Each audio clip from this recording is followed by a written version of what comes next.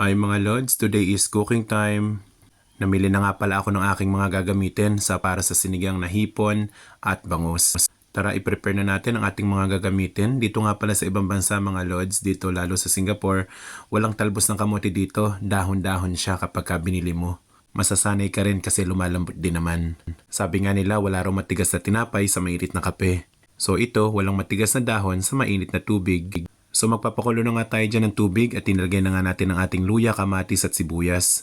Konting asin nga pala, tinansya ko lang yan, madali namang magdagdag kapag kulang. So takpan muna nga natin para pakuluin natin ng konti.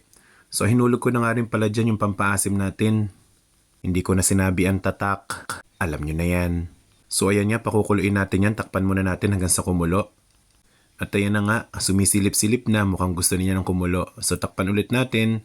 At ayan nga, kumukulo na siya. Look. Ayan, at dahil kumukulo na siya, iuhulog na nga natin ang ating bangos. So ayan ang ating bangos. So pakukuluin lang natin yan. Ayan, para mas manuot yung lasa doon sa loob ng bangus. Ayan, takpan ulit natin mga idol. At ayan na nga, kulong-kulo na siya. Napakaganda ng kulo oh. Nagugutom na nga ako. Sinunod ko na nga rin pala ang hipon. Napakasarap nito mga Lods, ang sarap higupin ng sabaw, yung mix ng lasa ng bangus at saka ng hipon. So pakuluin lang natin, maya-maya ngay maluluto na yan at sinunod na natin ang ating talbos ng kamote, ang masustansyang talbos. Ayan.